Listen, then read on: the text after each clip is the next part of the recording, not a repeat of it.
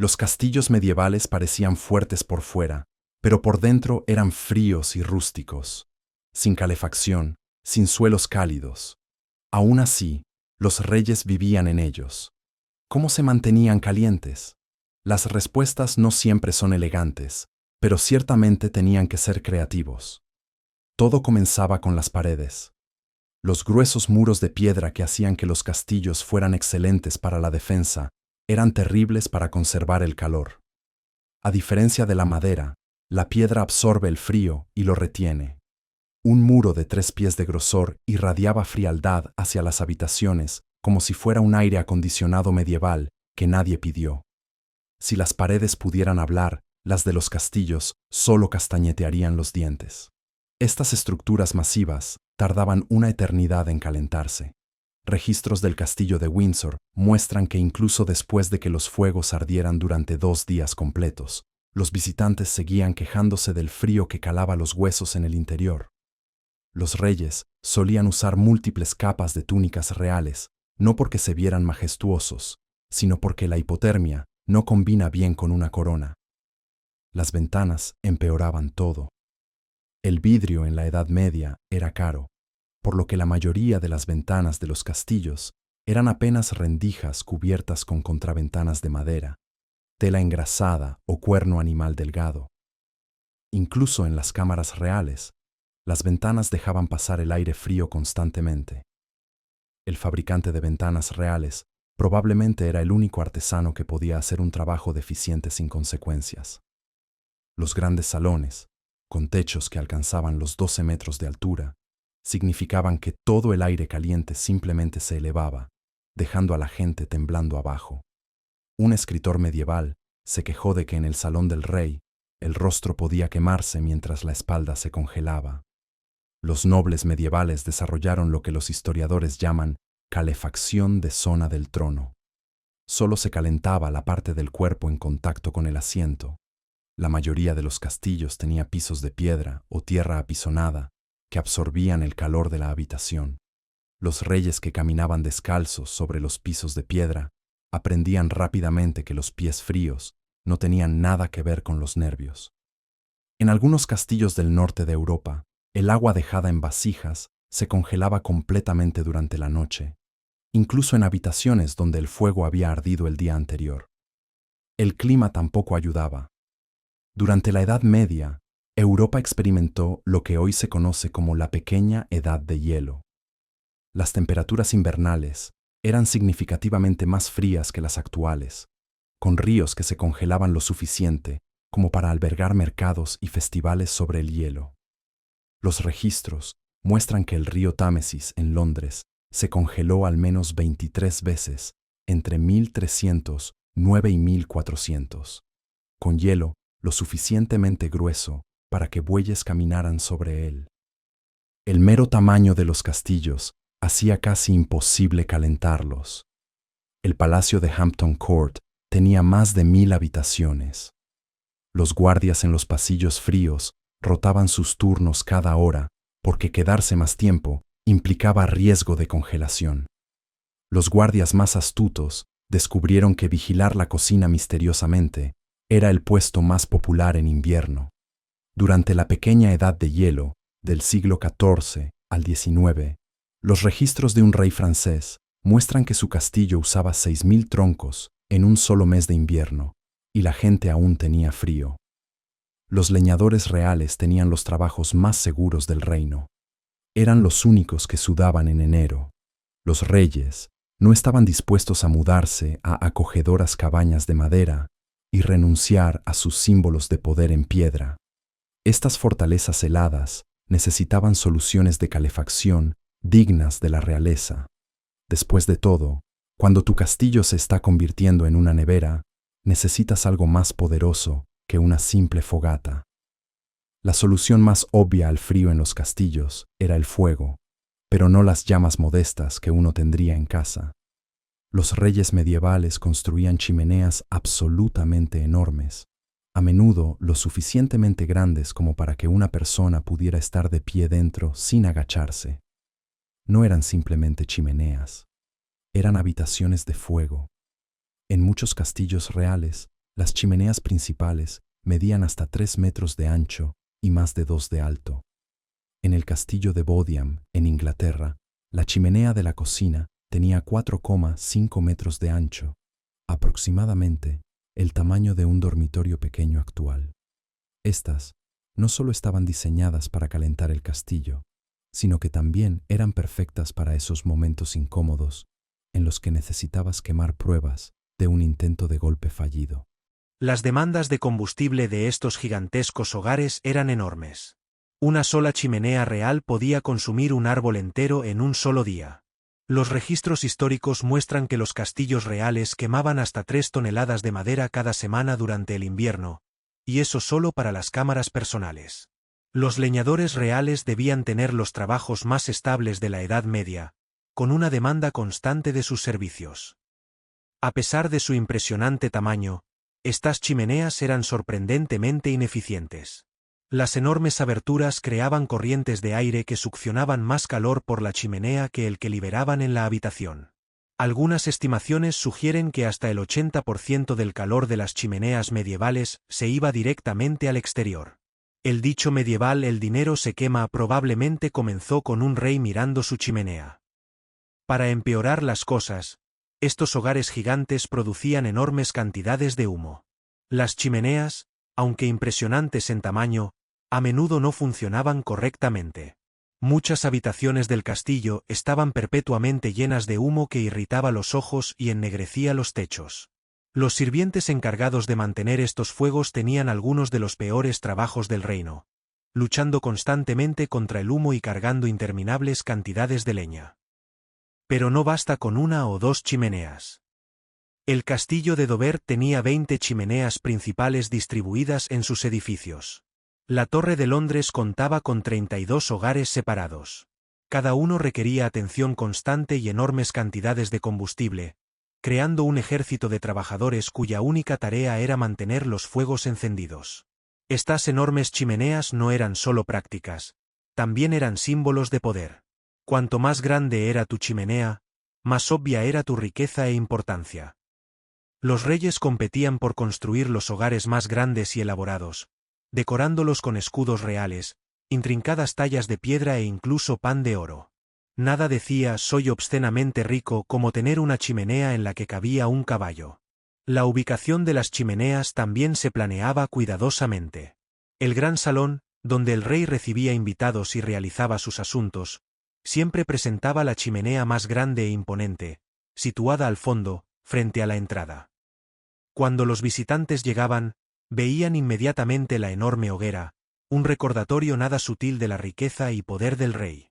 Con el tiempo, se desarrollaron mejoras prácticas. Para el siglo XIV, los diseñadores de chimeneas comenzaron a inclinar los lados de la abertura para reflejar más calor hacia la habitación. También descubrieron que elevar ligeramente el hogar desde el suelo ayudaba a distribuir el calor de manera más efectiva.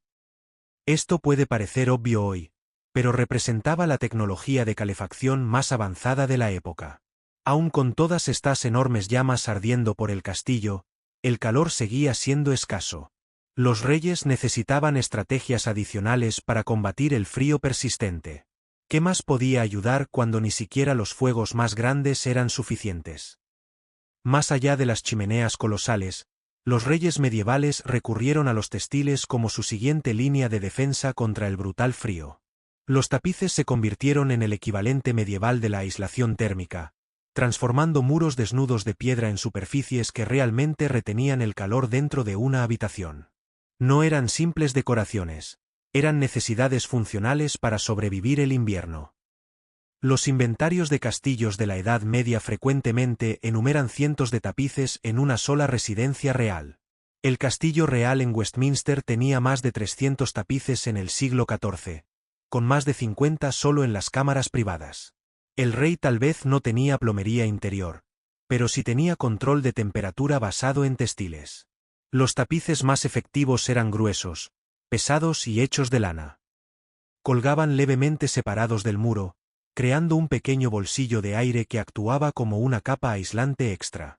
Ese espacio atrapaba una capa de aire cálido entre la piedra fría y la habitación, evitando que el calor se absorbiera directamente en las paredes. Los colgadores de tapices medievales sabían lo que hacían. El aislamiento moderno funciona exactamente bajo el mismo principio. Los tapices particularmente valiosos eran portátiles y se llevaban cuando la realeza viajaba entre castillos. Los registros muestran que carretas dedicadas exclusivamente al transporte de tapices acompañaban al séquito real en sus recorridos. Vaya estilo de viaje de alto mantenimiento. Estos reyes no podían hospedarse en otro castillo sin llevar sus propias paredes decorativas. Las cortinas de cama eran otra defensa textil crucial contra el frío. Las camas reales se cubrían con cortinas pesadas que podían cerrarse completamente, creando un pequeño espacio cerrado donde el calor corporal quedaba atrapado. Los registros del guardarropa real muestran que una sola cama podía requerir hasta 45 metros de tela para sus cortinas. Las camas más lujosas tenían múltiples capas, cortinas exteriores de terciopelo o lana para el aislamiento, y cortinas interiores de seda para la comodidad. En cuanto al calor personal, las pieles se convirtieron en el símbolo supremo de estatus. Mientras los plebeyos forraban su ropa con piel de conejo barata, los ropajes reales estaban adornados con armiño, marta y sable, las opciones más costosas. Una sola túnica forrada en piel real podía requerir las pieles de cientos de animales. ¿Crees que la ropa de diseñador es cara hoy? El presupuesto real para pieles superaba lo que un trabajador promedio ganaba en 20 años. Los revestimientos de suelo también jugaron un papel clave en las estrategias de calefacción de los castillos. Las cuentas de la casa real muestran compras regulares de juncos, que se esparcían por el suelo y se reemplazaban cuando estaban demasiado sucios o aplastados. En las cámaras reales, se utilizaban esteras tejidas o alfombras para proporcionar aislamiento adicional contra los suelos fríos de piedra. Los inventarios registran hasta 12 alfombras costosas en una sola cámara real. Un lujo extraordinario en una época en la que la mayoría de las personas vivían toda su vida sin ver una sola alfombra. Incluso las paredes que no recibían tapices eran tratadas con textiles. Se colocaban colgaduras llamadas dorsers detrás de sillas y bancos, asegurando que cuando alguien se recostara, no tocara directamente la piedra helada. Las aberturas de las ventanas también recibían un tratamiento especial, con gruesas cortinas de lana para bloquear las corrientes de aire. Las cuentas de la Casa Real mencionan frecuentemente pagos por telas de ventana y cortinas de puertas diseñadas específicamente para evitar que el aire frío entrara a las habitaciones. El efecto colectivo de todos estos textiles era notable. Con tapices en las paredes, alfombras en los suelos y cortinas alrededor de las camas y ventanas, una cámara real podía estar hasta 10 o 20 grados más cálida que una habitación de piedra desnuda. No es de extrañar que los departamentos textiles de las casas reales fueran algunos de los más grandes y costosos de mantener. Aunque estas soluciones de tela ayudaban a combatir el frío, la realeza medieval tenía otros trucos ingeniosos para calentarse, guardados bajo sus mangas forradas de piel. Las cocinas eran a menudo la parte más cálida del castillo, con enormes fuegos utilizados para cocinar que también servían como fuentes esenciales de calor.